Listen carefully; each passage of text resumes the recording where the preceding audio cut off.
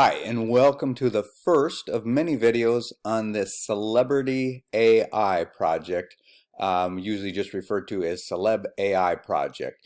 Anywhere that you see a write-up about the project inside of Canvas, whether it's in the announcements or possibly in modules if you're taking a future class, but anywhere you see it, you'll see a link that says Celeb AI project. You simply click on that, and that will take you into the full details for the project. So it's very important that you get the overall feel for what you're going to be doing for the next few weeks on this project. It's meant to be a relaxed, long-term project that you learn to get really good with the pen tool. So the first couple lines that you draw might not be so good, but eventually you'll learn how to draw curved lines with the pen tool.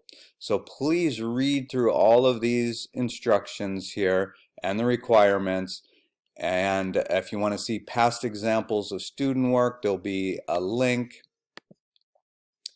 and you can see that the idea is to make a very stylized version. It should not look like, if you're familiar with the posterized version, that you can just simply click a button in one of Adobe's software programs. It should have thick, heavy lines that look like the artist started with a heavy paintbrush, even though it's done in Adobe Illustrator. The color transactions are not smooth upon closer inspection. They go from one color to another drastically. They're not massaged in like in an oil painting, but that creates a very unique style, gives you a chance to become very good with the pen tool and also to learn a little bit about value studies.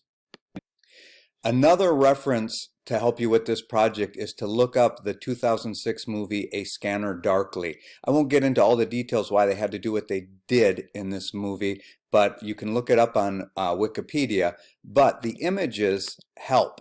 They're not quite as good as what we're looking for, in that they didn't use as many colors. Some of their lines get pretty thick, although every now and then you do see a still that is pretty darn good from the movie. But you got to remember, this is one frame that's just buzzing by, but you probably recognize some of the actors.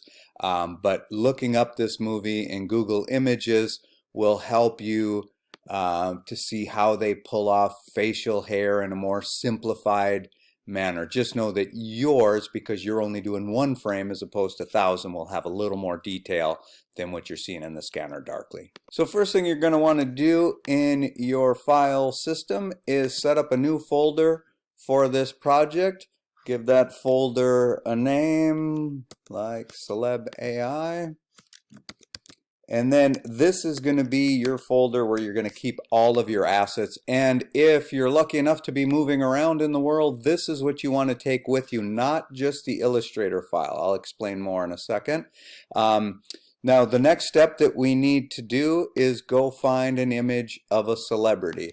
So I chose for the celebrity that I'm going to work along with you in these videos, Clint Eastwood. So whatever celebrity you want, just go ahead, type that in the Google search, go to Google Images. If you go to Tools and you click Size and you go to Large, that will help eliminate the small images. You need an image that measures at least 900 pixels in each area over the face. So if you were going to use this image, then you would probably want it to be, because you can see the face only takes up this much space, you got about another face here and another face here, so you'd want about 2,700 pixels going across. And the way you find out how many pixels are in there, you just click on the image and then run your mouse over the larger image, and you can see this is 3,200 by 1,801, which this would be ideal. This would work. It has at least 900 pixels in each direction, the width and the height. So this was the image that I used. Actually, I used a slightly bigger version, but I just searched around, couldn't find a bigger one, but it's within 8 pixels. So I'll go ahead and use this. And so you're going to right click on the image, save image as, and then just go ahead and navigate to the folder that you created and save the image in that folder. really new to your computer and your operating system, you can always look up, understanding files and folders on, PC operating system, whatever. In this case, it's a Mac, so I use a drop down. I can start here at, the very bottom root folder of the computer. Well, actually, this is even further down, but I always know going here, then I can find, okay, the desktop. Then on the desktop, that's where I made the folder, so I click on that, and then I may want to just, actually I'll just use that name for now. So we'll go save, and then if we go back to our folder, double click on it, we should now see that JPEG, or whatever, it could be a PNG, whatever the image was, but a JPEG or a PNG should be good. If you end up getting something really weird that you don't recognize, you may want to just go out and find another image. And don't be afraid to spend a lot of time finding just the right image. Don't be satisfied with anything that is less in pixel dimensions than 900 by 900, because it will be very hard to trace. It will look ugly, pixelated when you zoom in on it. Now, this is predominantly an Illustrator project, but the first step I'm going to show you happens to be in Photoshop. So it's very important that you pay attention to what software program I'm using. So I'm going to open up Photoshop. I have to have it here on the dock in the bottom, but if not, on a Mac, I'd go to the magnifying glass and type in Photoshop and make sure that, yep, looks like that is the latest version, and you can see that the icons bouncing around there. When Photoshop opens, I'm going to open that image in Photoshop. Photoshop opens up, I'm going to go File, Open, and I'm going to navigate to that folder. Click on the image, click Open. And really the one and only step we're doing right now with Photoshop is to resave this as a Photoshop document, because it is much friendlier to work with should you make changes to your Illustrator file down the road. And hopefully you'll see what I mean a couple steps from now. But right now all we're doing is going File, Save As. The big important step here is to make sure we change format from whatever it is to Photoshop. And then we may want to rename this a little bit friendlier so it's easier for us to find. And then we're going to click Save. Now if we go to that folder, there will be 2 images inside of it. We're going to set up Illustrator. Open up Illustrator, and then we are going to place our image into Illustrator. We are not going to drag and drop it or anything like that. We're actually doing a place. But before we do that, obviously we're going to set up the size. And the size that we are going to use, especially to start with, is we're just going to assume that we want to make this image big and that we're going to print it big. So we're going to go by 13 by 19 inches, which happens to be a paper size that's available for Epson printers, which are very common for graphic designers to use in their home offices and just doing prints in their regular offices when a client's coming in. In Illustrator, we're going to go File and then New.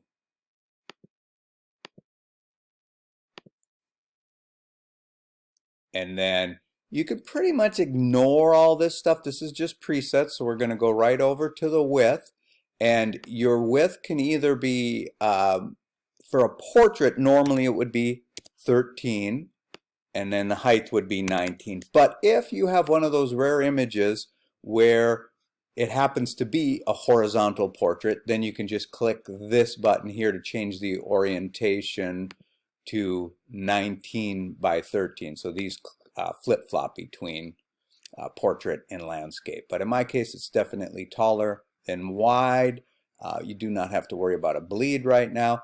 And we actually want the color mode in RGB. And that is good. We're going to click on Create.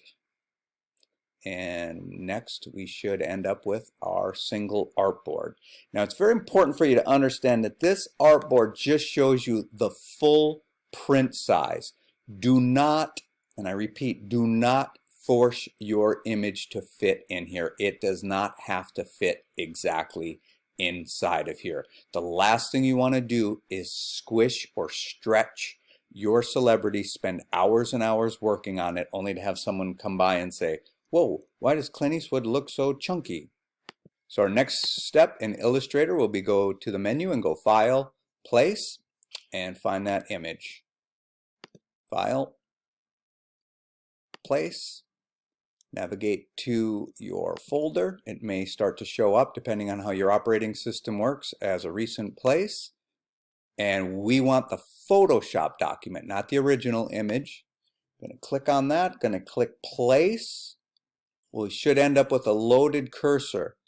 And if your image has a lot of data, like this one has a relatively large amount of data, it will come pretty close to filling this. But here's what you do not want to do. Do not just simply start scaling up this image like that. Obviously, you can see that that celebrity is stretched. I'm going to Command Z this on the Mac to get it back to where it was. If I do want to increase the size of the image, I'm going to put the cursor over one of the corners, and I'm going to hold down the Shift key. I'm going to click, I'm going to drag with the Shift key still held down. I'm going to release the mouse, then I'm going to release the Shift key. That way I know the image has not been stretched. If you think that you stretch this image at any time, just simply click on it and delete it and repeat the steps we just did. Some of you may have images that are so big that they cover the entire artboard. Again, no problem. Just make sure the image is selected. You need to have it selected, and you can see because it'll get an outline. The color may not be blue, but it'll have an outline around it.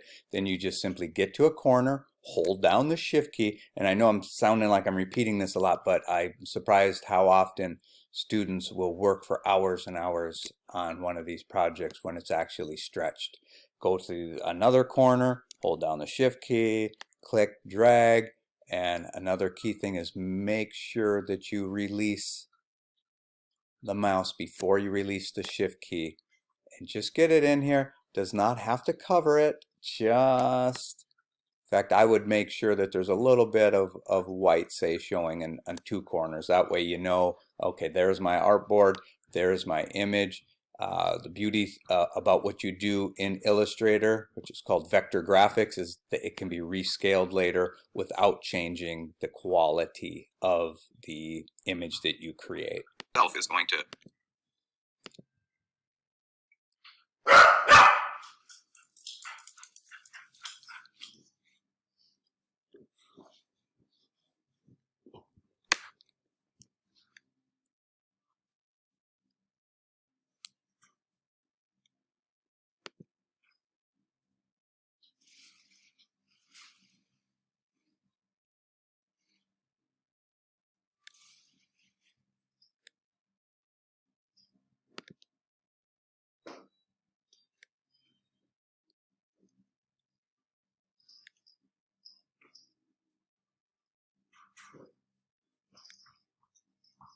we have the image set up the way we want. The next step is we want to lock that layer and create a new layer to start our actual Illustrator drawings on. Now I have to explain a little something here.